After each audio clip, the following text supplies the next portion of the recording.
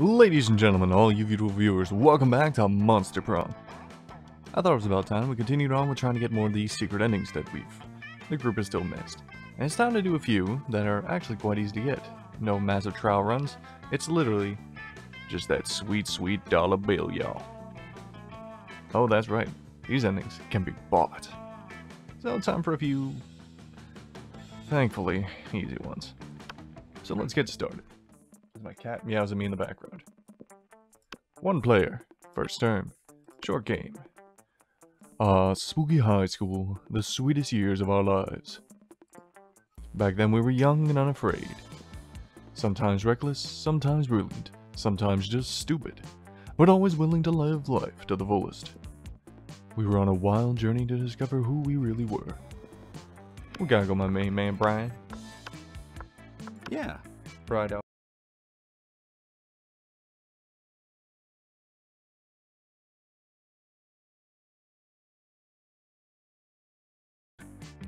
And we had to experience its ultimate challenge, the Monster Prom. I remember it clearly. 3 weeks were left, and as we fantasized about our dream prom dates, we were all scrambling to catch the attention of one of our 6 most charismatic classmates, that we give absolutely no cares about because we're going for somebody else. But as I said, we were young and unafraid, and we were ready to start. Sorry I had to say that line because I love it. Welcome to Monster Prom's stupidest pop quiz ever. All minds are rotten, but they are rotten in so many different ways. Worry no more, we're using our PhD in bullshit to diagnose which kind of deviant sicko you are. Monster Prom Stupidest Pop Quiz Ever, TM, will throw up a bunch of absurd questions at you and turn your answers into your character stats. This way each of you will start by having stats that better reflect your true selves. Let's start. If you had to have sex with an animal, which animal would it be? A purebred horse. At least I can give it semen and sell it. It's worth a lot. Who said there was no silver lining in bestiality? We need that money. Give me the dosh. If you could put a curse on your worst enemy, what would it do?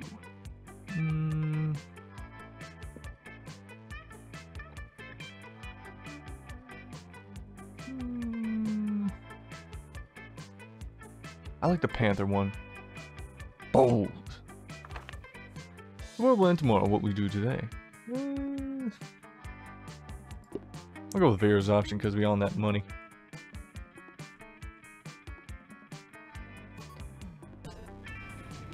Alright. So the ending we're going for first is one that I know Kit loves to death. But first, to the library. That day you spent some time on the library's PC, playing some good old online poker. Gambling seems like a stupid and dangerous decision. But who cares? It's time. This time it paid off, so fuck it. You gain +2 money. You notice Vera showing off an elaborate new necklace to Miranda. The one and only Vera Oberlin. Love her voice. They're crown jewels of Lemuria. My family acquired them in a cutthroat business merger. Do you like them? Oh yes, very much. Such a shame about the Lemurian royal family, though. What? That they're all dead at the hands of their own servants? No. That was unavoidable once the true tragedy had taken place. They were no longer loved by their subjects. Feared, you mean? Oh no, fear is so scary. Love is what matters. I could not disagree more. You there, settle this dispute for us. What is the best way to let people know how powerful you are? Buy the houses, burn them down, then replace them with the water park. You don't need to convince anyone, just make sure everyone doesn't love you to spear. Money. Wait, fun? Water parks? Do you mean to say that you land dwellers have been stealing massive quantities of sovereign water? Merely for your amusement? This explains why my uncle Art, the Archduke, was recently assassinated by the bandits from SeaWorld. Shame on you, water thief. Off with your head. Make a hasty escape before Miranda can summon her guards. You lose 2 smarts and 1 fun. Oof. Well, good thing we're not going for either then. Sure. Well, only one place we're going. Give me your money. Shouldn't you be out there romancing a classmate or something? Anyway, welcome. All good options. We can do that one. That one I'm pretty sure we haven't done. Already got that one. But we want a Robo Boy. An arcane floppy disk. Probably full of mysteries and mysterious long-forgotten magic, since who the hell uses floppy disks nowadays? It's probably really dangerous, but fuck it. Go put it in a computer and see what happens. No refunds. I'm always amazed at how people keep coming and buying all this stupid crap. Intriguing. I need to figure a voice for all these characters. I should just give them my voice when I don't know. Alright. Sure. Oh, you gotta be joking. The event starts in the library. Let's get my fun up. That day during class. Recess, you start a half-hour raid that goes full crazy. You have no idea how it escalates so much, but at one point there are like 300 people. Someone summons demons from a nightmare dimension. The consequences might distort the very fabric of reality itself. But who cares? It's a rad party. You gain +2 fun. After, you're walking along when suddenly a car skids to a halt just in front of you. It's not the most logical location for a speeding car to barrel through, and yet here we are. Vera and Damien hop out. The work isn't bad, it's just not at the level it needs to be if you want to win this all-star drag race against a real badass hunk of metal. What's your plan to win, Damien? Just drive your car really, really, really fast? Listen, of fucking course it is. Vera, that's literally how street racing works. And that may have won the crown in the past, but I won't work against Justin Darrington, Damien. He's driving the Thunderfuck 5000. And I'm driving Nancy. A pile of shit I lovingly cobbled together out of every car I've destroyed. Either in a race, or just literally destroying via arson or whatever. And Nancy can take on anything. Anyone. Anytime. I'm a little dyslexic. Fucking metal! The Thunderfuck 5000 is an electric car. Nancy runs on the juice of literal, actual dinosaur corpses. What could be more badass than that? So pathetic. I don't know. Maybe running on pure lightning? Nancy is a piece of shit, Damien. Deep down you know that she does not have what it takes to win us this thing. Seems like the drag race is pretty important to the two of them. And that they're not going to come out to an agreement on their own. Looks like it's up to you to be the voice of reason. Attitude is everything, but Nancy will never embrace her inner fierceness with all of Vera's criticisms. Come on, Damien, let's give this car a makeover. Vera, you're right. Nancy's amazing, but you can't quite make the grade. We need a crossbreeder with a faster car. Ooh.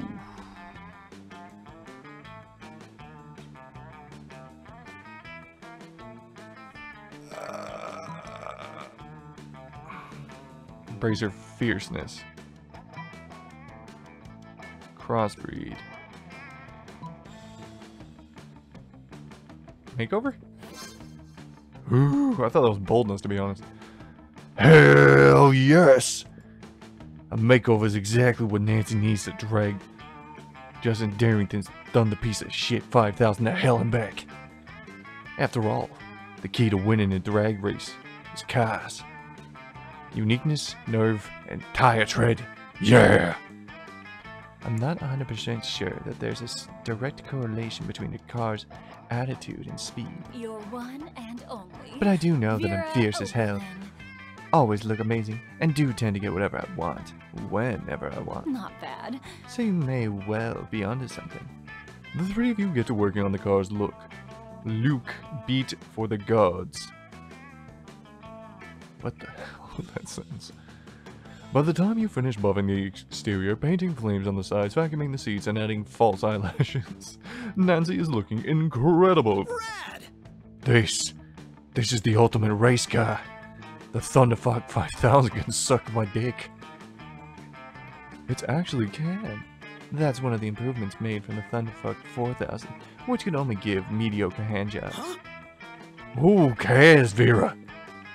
Stop upstaging me and Nancy. This is our big moment, and we've got this race in the bag. You're right, Damien. Good luck, and don't fuck it up.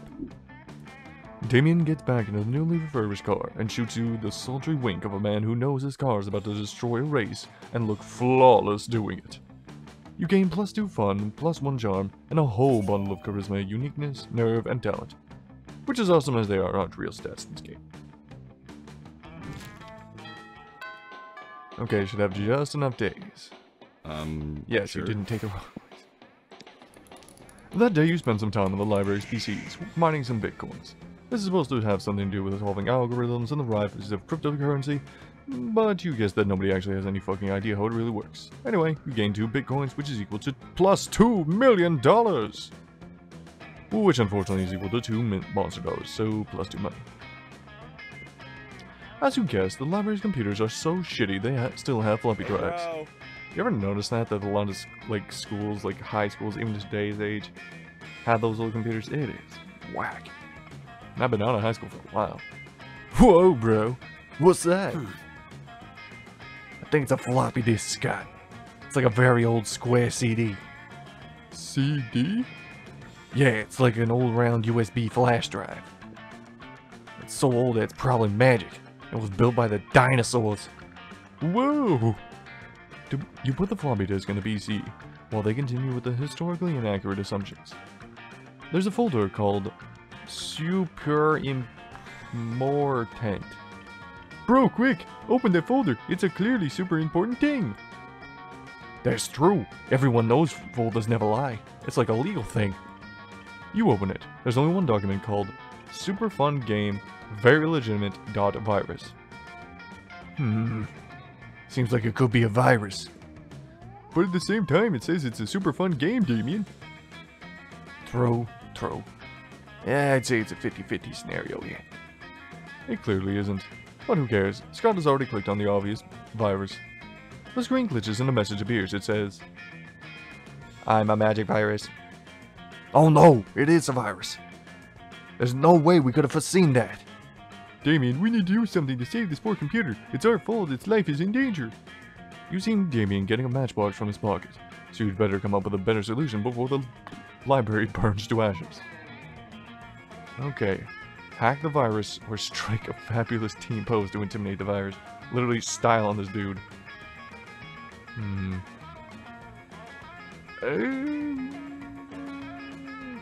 Well, that seems to be charm. That seems to be smarts. YOLO. We're about to hit the wonderful 101 pose. Hit it.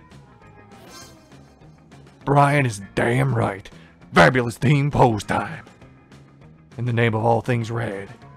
And everything nice. We will punish you. Oh my god. We turn to the Scalar Scouts. Prepare to be defeated. And then you strike a perfect team pose without any kind of rehearsal. The fabulosity of it is outstanding. It's so powerful that it has its own anime-like visual effects. Struck by the power of your friendship pose, the virus starts screaming in agony and the computer releases copious amounts of evil purple smoke. The message says, congratulations, you saved the day.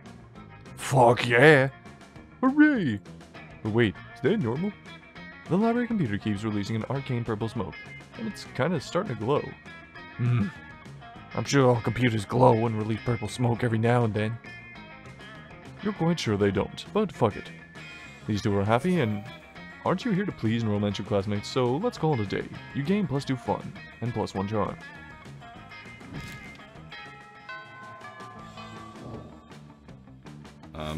Sure. Okay,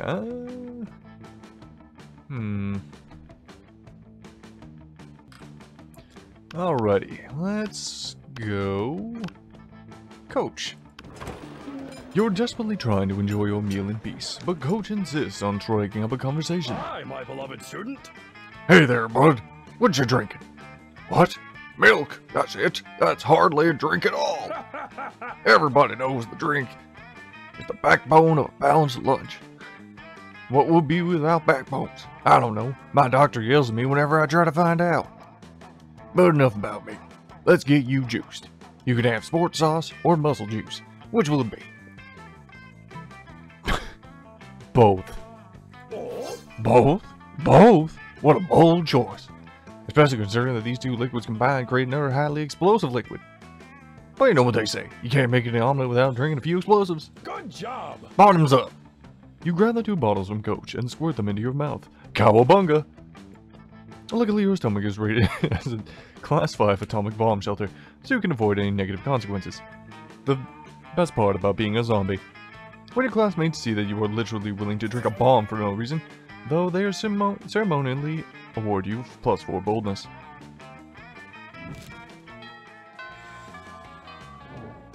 I don't think the next room matters, sure.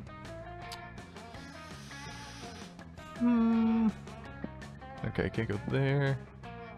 Let's get some brains in the zombie. That day, you listen to elders and learn valuable lessons. Sometimes, after all the monster nonsense and the dating gimmicks, you forget that attending class is supposed to be the primary activity at this high school. You gain +2 smarts. You're hanging out with a few of your friends when Principal Giant Spider comes by giving a tour to a new student. Everyone. What was my voice for Principal Giant Spider? Everyone, this is Calculester, an exchange student all the way from computer. Say hello, Calculester. There's something strangely familiar about this new student. Boxy body, many buttons, 512 megabytes of RAM. Psst. Call me crazy, but this Calculester dude looks familiar to me. I mean, if you look closer, it kinda looks like the computer we downloaded that virus onto in the library, but wearing a trench coat and a cool hat. Nah, impossible. Just look closer.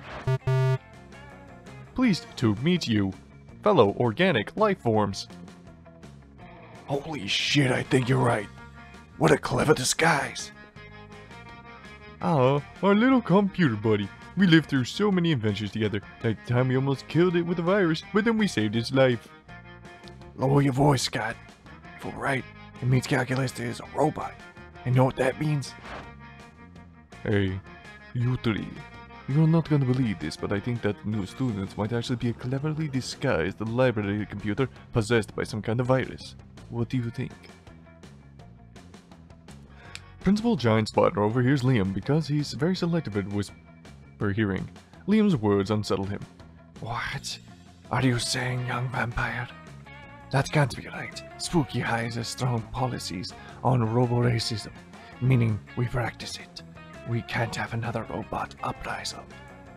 If Calculester turned out to be a computer, we should follow the robo-racism protocol, which is grabbing torches and pitchforks, chasing the robot out, and proceeding to violently destroy it. Gasp. We need to do something about this. Yeah, we need to save our buddy Calculester. You only have seconds to intervene, and you know exactly how. No way! If he really was a computer, why would he be wearing that cool hat? Calculester is a robot, and as we all are, being programmed slaves to the big machine of society. I mean, it's not wrong on the second one, but that hat is cool. And you see his little dangly-doo on top? Little dumb-faced dangly-doo.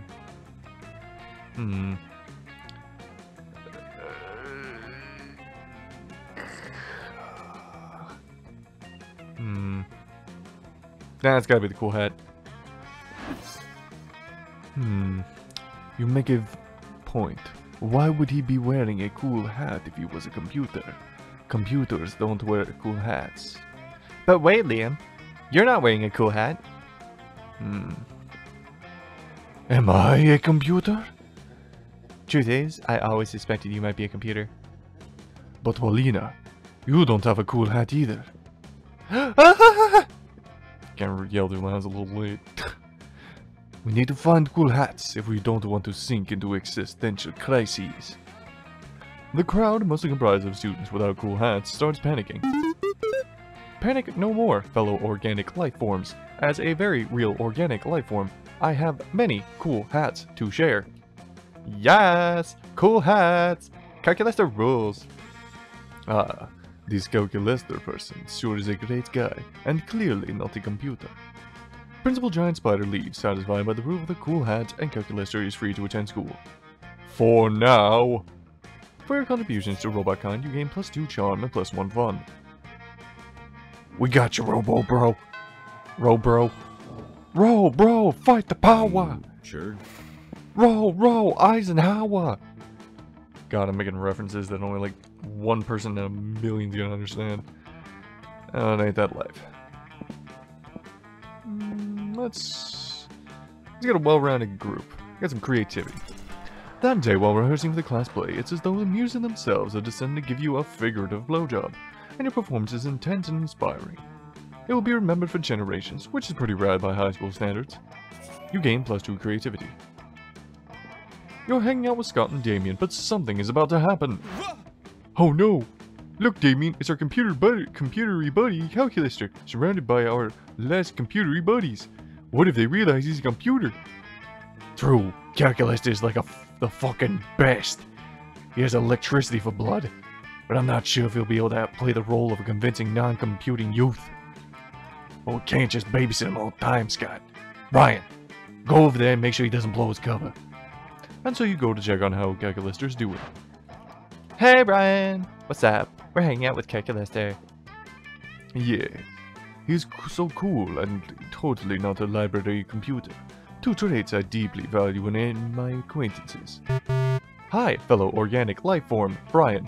I was asking these other organic life forms about what experiences define their existence as sentient beings, which I also am. Oh yeah, he's like the ultimate undercover agent. I want to live the true organic life experience. Don't we all? For me, it's like it'd be partying 24/7, reading dope books, getting high as fuck, and doing weird sex shit.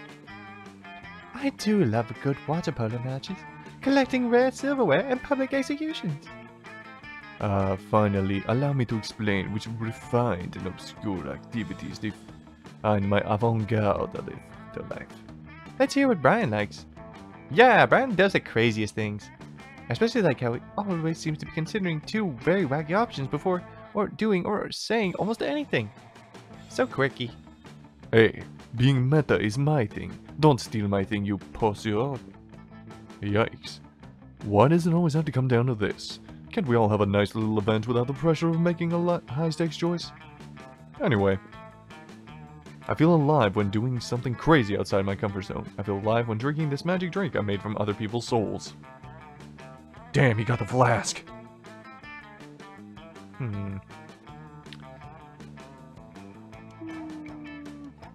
Outside my comfort zone sounds pretty good. Also, I just noticed there's like a little smiley face on Paulina's outfit. Yeah! Hell yeah! I try to go outside my comfort zone all the time to have the most lively afterlife ever!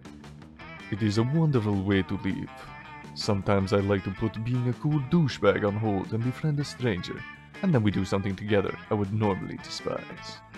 Like binge watch Angel or become air hockey world champions. That's who stole it from me! I got my eye on you there, Liam. How adventurous! For me, it'd be voting in an election. So wrong. What about you, Calculester? Let me do some calculations to determine the area of my comfort zone. Beep bop beep. Result, being outside of my comfort zone would be partaking in a non-computational activity. Highest recommended suggestions include cooking a vegetable lasagna or skiing. Wait, non-computational activities are outside of your comfort zone? Could that be because you're a computer? Don't be silly, Liam. It means he's clearly not a computer, but someone who's about to cook us a delicious vegetable lasagna. Fair enough. And so all of you together cook a delicious vegetable lasagna in what's undoubtedly the ultimate bonding experience. Even if Liam and Polly can't eat it because they're undead, Calculester can't either because he's a computer, and Miranda won't because she has eating servs that eat for her. But the most delicious part of a vegetable lasagna is the bonds that it helps create between you. You gain +2 creativity and +1 fun. I totally didn't read that backwards, shut it. Alright, who's our side character for today? Coach again. Ugh. Well, let's do it. You're hoping to enjoy your meal in peace, but Coach seems to have a different idea. What's this? Eating regular food again? Fruits and vegetables, meats, dairy, blood. These are all the parts of a complete lunch, sure. But you're forgetting the most important food group of all, dietary supplements. Don't you worry now, old Coach never goes anywhere without some emergency vitamins. Here, take your pick. It would be rude to turn him down, and who knows, maybe we'll gain some benefit after all. Coach holds out 2 pill bottles. Palomino Gold 25 horse supplement for a shiny coat and luxurious mane. Gotta do that hair flick, bro. A completely black bottle emblazoned with the Chinese character for party time. Gotta do the hair flip. Wah, waft. You swallow the entire bottle of horse supplements because it's no use committing to a bad decision halfway. Suddenly you feel your hair get growing silkier, even though you're not sure you had hair to begin with. Okay, I'm a zombie, but it doesn't mean I didn't lose all my hair. Something seems different about you. For some reason, I want to stroke your mane and feed you sugar lumps. It's probably because of how healthy you are, from all the vitamins. And don't forget to take your vitamins. And don't forget to take your vitamins. It's like I always say, when life gives you vitamins, take them, no matter what the label on the bottle says. You're inclined to agree. Also, some sugar lumps do sound good. Your classmates all gather around to comment on what a pretty pony you are. Everyone loves a horse, or a high school student slowly turning into one. You gain +4 charm. Yeah, look at those stats. Yeah. Alright, should be the last event. Sure. Let's get one last boost to creativity to get that into them double digits. That day while rehearsing for the class play, you aren't especially good nor inspired. For once, it seems you aren't getting the classic creativity boost from the auditorium. But afterwards, while talking to your classmates, you're having trouble conveying your points into discussion, so you decide to convey it through music. You start singing, and suddenly everyone else joins you in a kick-ass musical number. It's so amazing that the people with whom you are arguing totally get your points and change their minds once the song is over. You gain +2 creativity. You're deep in an insightful conversation with Calculester about your future and career options. It seems you can finally relax from the fear of someone realizing Calculester is a library computer. Go home, loser. Hey you, Calculus. Now what would be there for? Now I'll just do regular. We've realized you're a lame library computer. Of course. My actual name is Calculester, my fellow friends. More like, Calculame. We don't like your kind here at Spooky High. We're proud robo-racists. And the other day, we fooled Scott into telling us there's a library computer passing as a Spooky High School student. And now we can clearly see it at that student. Anything to say calculate? Processing a proper response. Aggressive defense protocol. Suck my penis emoji, bigots. That's it. You're getting ready to pay a hard disk defragged into pieces. Oh no, this might be the end of Calculester, unless you save his ass once again and for all. Pretend to be the disguised robot yourself by doing the best robot dance ever. Protect Calculester through the power of a heartfelt speech. So the power of friendship or rad dance moves. One sounds like fun and the other sounds like oh crap. Robot dance, please. Sweat and tank shells, oh. You start dancing the robot very convincingly. What are you doing? Do you think you're better than us? Look at this. I'm the best at doing the robot. The leader of the wolf pack. Is he the leader, though? At least he's the one with the most detailed model. Starts kicking your ass at dancing robot. He's good. Maybe too good. I'm good, huh? Come to think of it, maybe too good. Could I be a robot myself? Whoa, plot twist. I was the robot all along. How could I suspect you, Calculester? My AI is so good I wasn't aware of my own true hideous nature. Please, Calculester. Brian, do what's right. The leader of the wolf pack hands you both torches and pitchforks.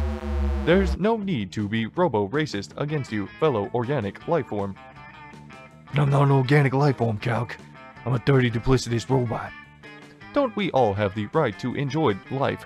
Be us organic or robot. The only torch I need is the one that will enlighten your worldview and warm your heart. And it is a metaphorical torch, otherwise that would be very painful for you. Whoa, Calculester. You're the best.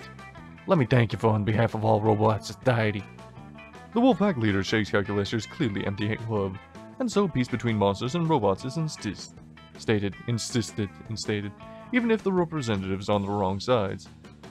Even if this handshake means virtually nothing, the next day it appears in all the newspapers, somehow counts as official. You all receive boxes of delicious cookies from the UN for your strides towards peace. They also send you +3 charm as a show of gratitude. And Calculester's smile is worth all of this. Ah, what a handsome computer. Oh, you know, we gotta go with that boy. By going alone. Still love that.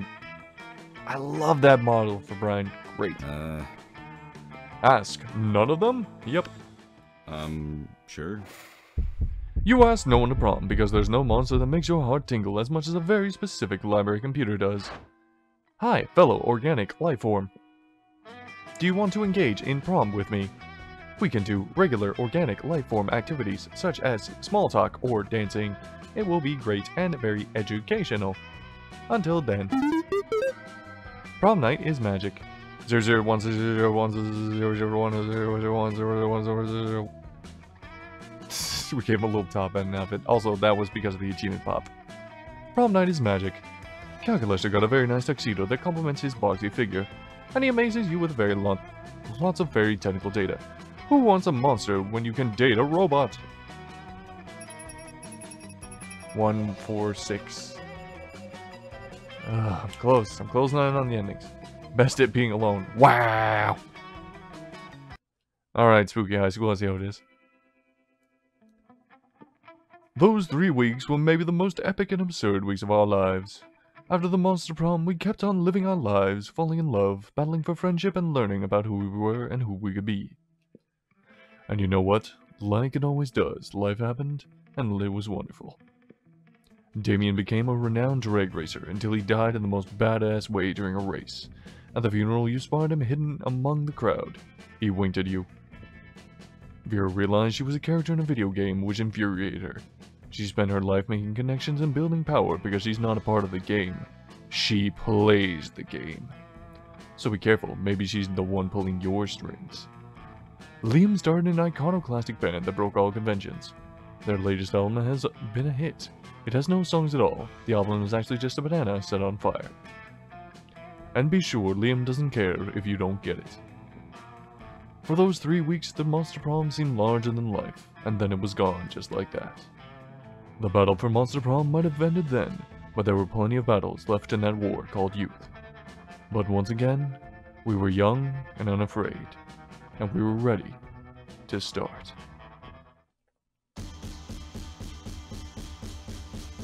What if I told you life was gonna... Nah, I'm just kidding. Ladies and gentlemen, I thank you very much for watching, be it now or later, and enjoying this very, very charming encounter and introduction to our lovely Robo. Without further ado, ladies and gentlemen, thank you very much for watching. Be sure to like, comment, subscribe, ring that bell, do all the things you do. But most importantly, to stay beautiful. See ya.